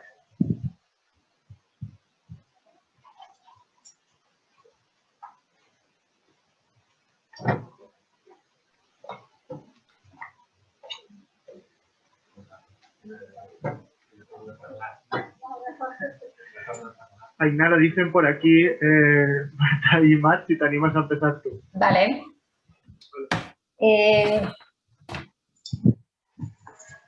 Creo que he entendido casi todo de las dos primeras intervenciones que han ido en catalán. Y yo creo que, no me sé los nombres de las personas que han hablado, pero la chica que ha hecho la reflexión de revalorizar empleos, trabajos y del cierre de empresas y tal, es la reflexión que hacía, yo la comparto totalmente y creo que es la respuesta a la primera pregunta que se hacía, ¿no? La primera persona que ha hablado decía, ¿cómo explicar a la gente que hay que cerrar? No, es que no es que hay que cerrar, es que se va a cerrar. Esa es la diferencia, porque quizá hace algunos años podías decir, es que hay que cerrar, pero es que ahora ya es que se está cerrando. Tenemos en Euskal Herria un ejemplo clarísimo. Y hablaré de energía, que igual es además un sector que se entiende perfectamente, energías fósiles. Petronor, que es una filial de Repsol, yo una cosa que no la he visto, yo llevo 12 años en ELA, no he visto nunca un ERE. Están en ERE y tienen despidos. Es una refinería que ha ido como un tiro toda la vida, pero es que claro, está una refinería de fuel, es que ya viene para abajo. Hace 10 años decíamos, es que hay que cerrar esto porque son industrias contaminantes, nos hacen mal, tal, ¿no? Lo que decía la persona que hacía la reflexión. Pero es que ahora el material y la energía se está acabando. Estas empresas no van a tener con qué trabajar. No es que haya que cerrar, es que van a cerrar.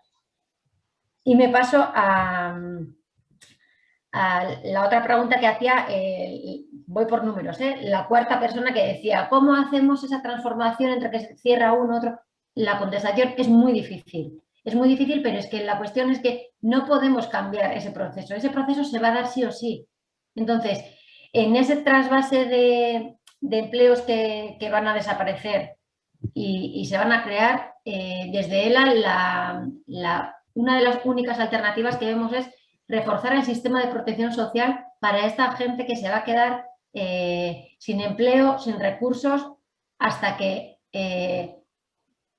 y es jodido decirlo, y perdón por la pregunta, además está grabando y luego se va a oír igual otra vez, pero es que la pérdida de empleo va a existir y la protección social va a ser más importante que nunca.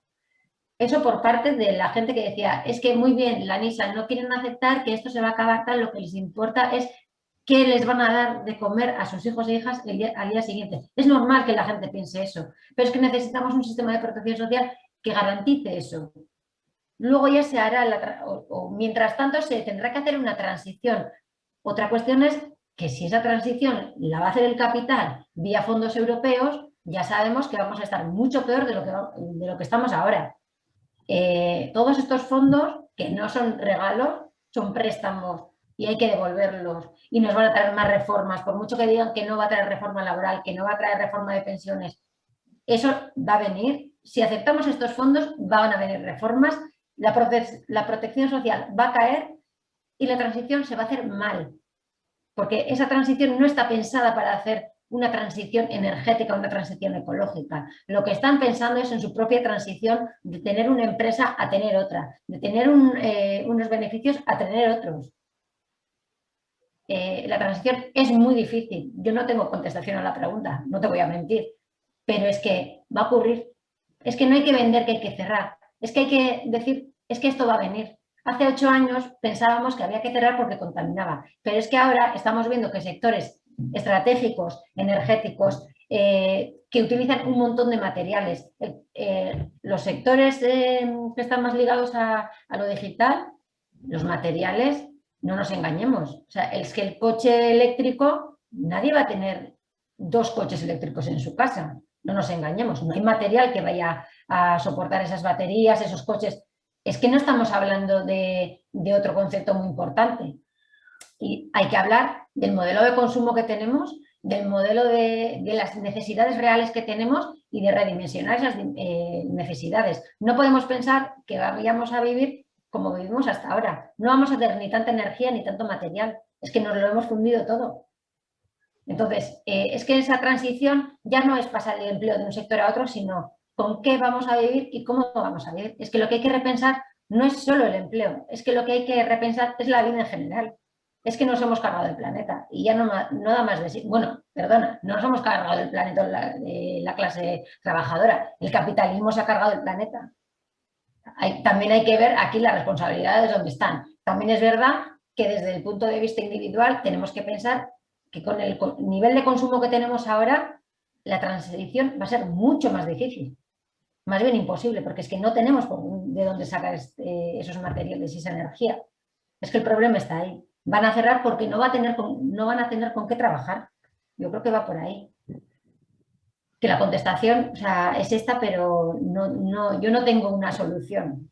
Creo que nadie la tiene. Con el tiempo tendremos que ir viendo en qué se transforma esto. Y es verdad, cuando decían de hay que relocalizar, decimos que hay que relocalizar y decía, pero ¿qué es lo que hay que relocalizar? Si lo que existe va a desaparecer, ¿qué relocalizamos? Claro, es que lo que hay que generar es una economía local con proyectos descentralizados,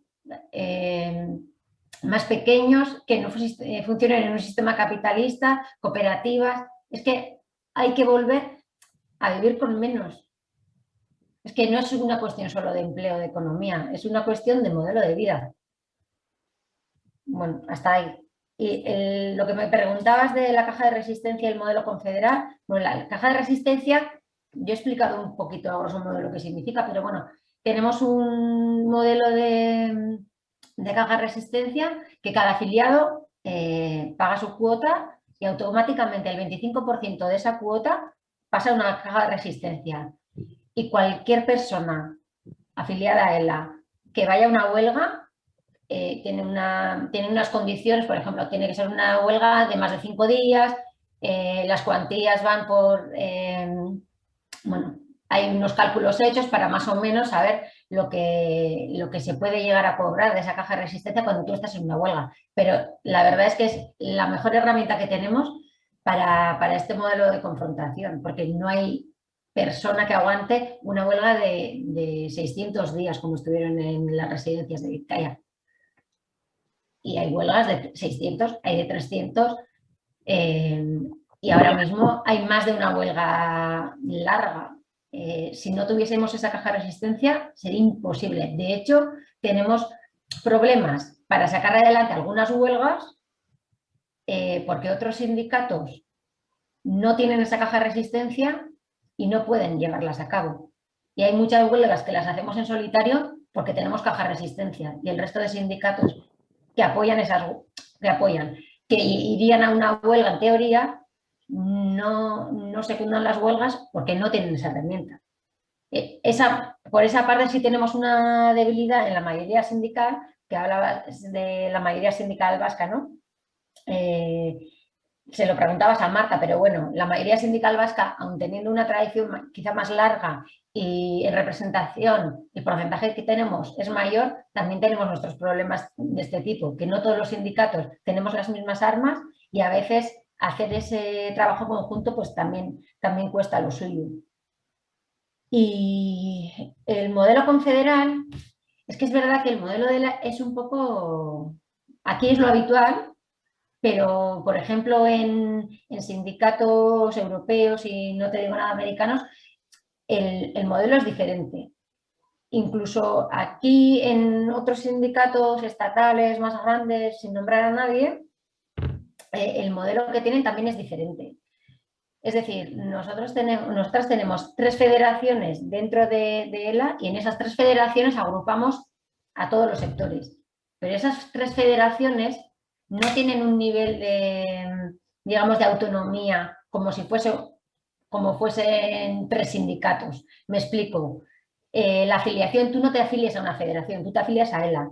La cuota no va a una afiliación, la cuota va a ELA. Es decir, no es que haya un trasvase de recursos de unos sectores que haya más afiliación y más recursos a otros sectores que tengan menos, sino que tú estás afiliado a ELA y luego ELA se organiza de manera federal, digamos, si tienen autonomía en lo sindical, en acción sindical, pero en lo que tú me decías de recursos y de afiliación, o sea, tú no te afilias a una federación, sino a ELA. Y los recursos se comparten. No sé si iba por ahí la pregunta o lo he entendido mal. Y hablando de trasvase de recursos de sectores más fuertes y sectores menos fuertes, yo creo que tenemos una idea bastante equivocada de cuáles son los sectores más sindicalizados en este momento. Porque quizá estábamos hablando de metal, de industria más conservadora, pero, por ejemplo, en ELA, los sectores así emergentes en afiliación, por lo menos, son servicios privados, supermercados, residencias, todo el sector sociosanitario y la mayoría de las bajas se dan en la función pública, que quizás son los sectores que tradicionalmente son más estables, joder, esos son funcionarios, y las bajas se están dando por ese lado y los sectores que están más precarizados y más feminizados son ahora mismo los que están dando más afiliación, por ejemplo. O sea, esa tradición de sector conservador, industrial, funcionario, frente a otros sectores que es más difícil sindicalizar, yo creo que ese modelo ya ha cambiado. Marta, Jo és que quan s'han fet aquestes preguntes he pensat que no em podia contestar cap perquè evidentment no tenim la clau de cap i simplement també molt d'acord amb les reflexions que ha fet la companya i afegir una mica el tema de les hores quan es plantejava que d'una banda es va guanyar la jornada laboral de 8 hores que avui en dia aquesta jornada està obsoleta, però que té unes contradiccions. Està obsoleta perquè no s'hi comptabilitzen les cures, però és que alhora no es fa efectiva, perquè com més precaritat més hores fa. I, evidentment, té uns efectes en la salut. Quan ha parlat de salut també m'ha vingut al cap el que està passant ara i que ja s'estan produint dades. Estàvem parlant de la salut física de les Kellys, però tenim un problema que ens hauria de preocupar moltíssim, que és el tema de la salut mental. Aquest any ja tenim dades de com està afectant la salut mental a la gent jove, no? I és també per aquest conjunt que estem visquent una part de pandèmia, però una part de veure que no hi ha futur. Per tant, és que estem parlant de sindicalisme, però és que estem parlant de canviar de model social, de model de manera de viure. Jo abans he fet una intervenció en què em referia a experiències de resistència concreta. Evidentment, aquí tenim punts forts a la CGT, però punts dèbils en tenim molts i són la part propositiva. Què fer? L'anàlisi de la part propositiva, que és la difícil. Com es fa el salt dins del sindicalisme a gran escala, el sindicalisme alternatiu? Jo no veig d'altra manera que picar molta pedra i saber detectar aquestes espugnes que es puguin produir en certs moments. Estic molt d'acord amb la companya que els augments d'afiliacions i de participació sindical venen de les parts més precaritzades. Això serà d'aquí, no? Perquè ara la precarització ja té una equivalència amb esclavisme, hi ha situacions realment d'esclavisme. I mentrestant també hem de pensar que jo crec que mai com fins ara s'havia treballat tan alternativament. El que passa que estem molt aïllats i aïllades i a nivell de cooperativisme hi ha moltes experiències. Tot això ho hem de saber integrar dintre d'un nou model social, perquè el que a ningú se li escapa és que en 10 anys la nostra vida canviarà totalment. I si no sabem tirar nosaltres i agafar el guió nosaltres, és evident que ells sí que ho faran. També en parlava d'educació i parlava de l'FP, perquè a vegades també veiem tots els temes com a disgregats. Educació, ja s'ho faran els profes, aquest missatge també tan viciós i els privilegis dels funcionaris. Dintre dels centres educatius hi ha molta precarització. Això no vol dir que hi ha moltes diferències socials, de la gent que entra o la gent que ja porta molts anys estabilitzada, que a més hi ha un paral·lelisme amb el desplaçament, que és algo bastant contradictori, professor o professora i està desplaçat, però això està passant. I quan deia que tot està unit i ells sí que estan treballant, quan ell parlava d'aquesta nova llei de l'AFP, també s'estan carregant el FOL. El FOL és la formació i orientació laboral que abans parlàvem, que és el que et dona eines per a tu defensar-te. L'estan carregant i l'estan posant al servei de l'emprenedoria. Aleshores, clar, en totes aquestes coses que em semblen que això passa aquí, això passa allà, això té una vinculació amb el model social que ens volen que jo sabia que tenim. I no sé si he contestat res, però són reflexions que m'han sortit a partir del que s'havia plantejat aquí.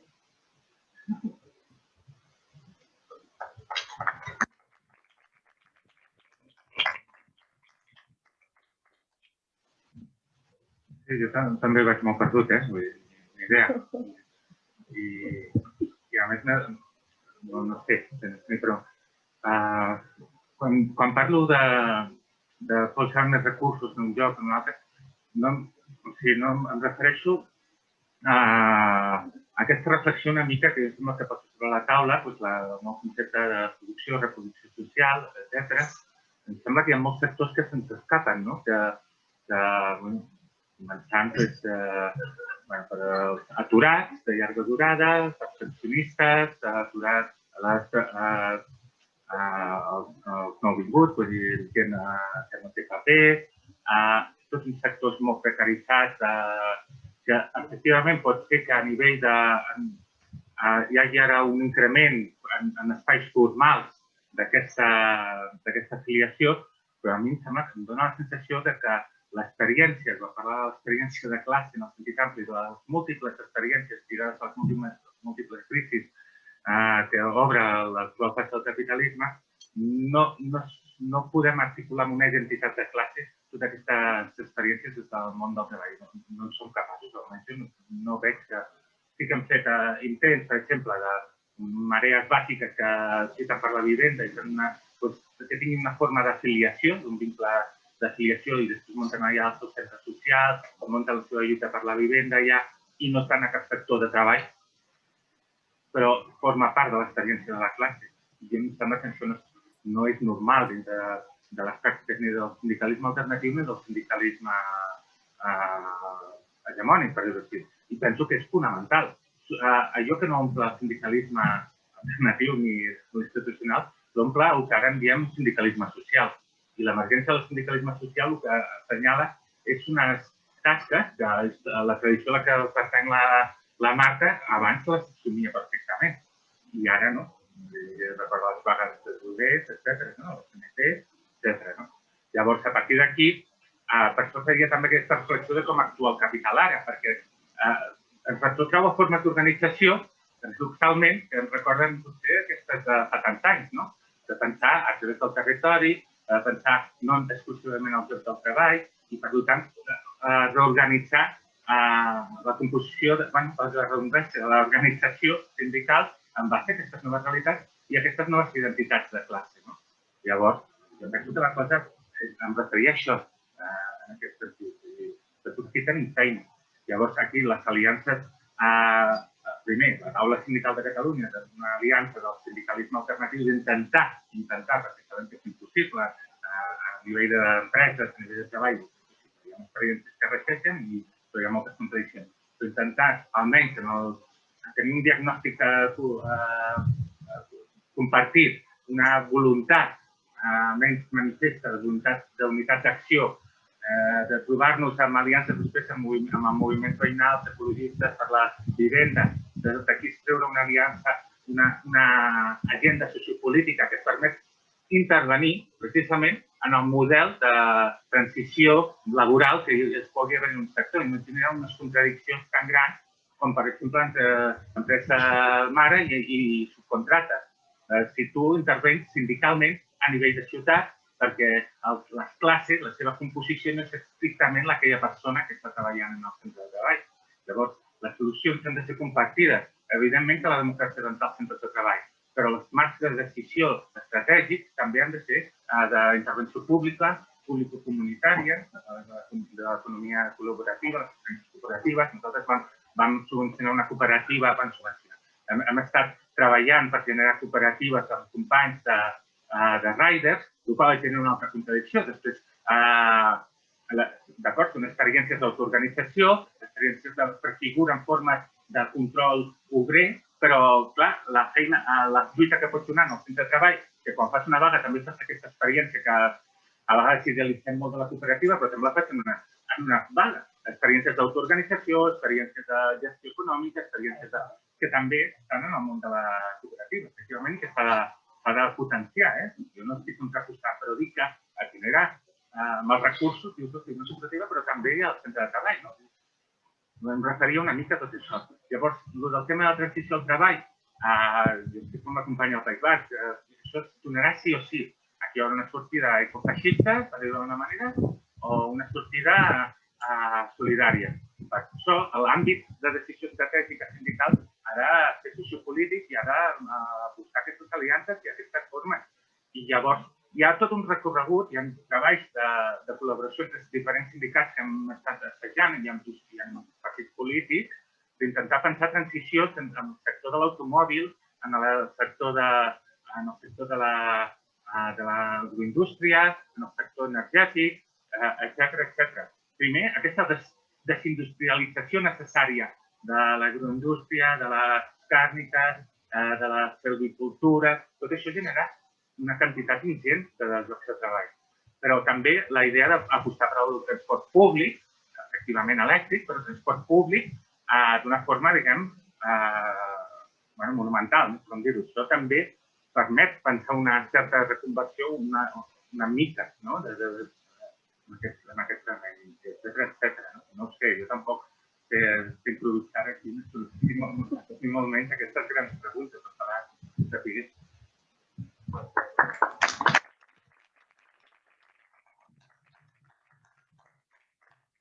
Segurament no tenim totes les respostes, però sí crec que s'han obert moltes línies de debat estratègic que són interessants i han fet bones aportacions. Acabarem el debat aquí. Moltes gràcies a tots tres i moltes gràcies a Ainara por conectar-te. Ara el programa de l'escola no s'acaba. Tenim un clàssic de l'escola primavera com són les frites. I abans us volia recordar també que tenim la taula dels llibres i el material també, hi ha la bossa nova que acabem de fer de tela i això, al costat de... Heu fet la inscripció al principi i que desmuntarem una mica abans d'acabar i de marxar, o sigui que si algú tenia pensat comprar algun llibre o comprar alguna cosa que passi ara i no s'esperi fins l'últim moment i res, moltes gràcies a tothom i per les intervencions en el debat que crec que han sigut també molt interessants i molt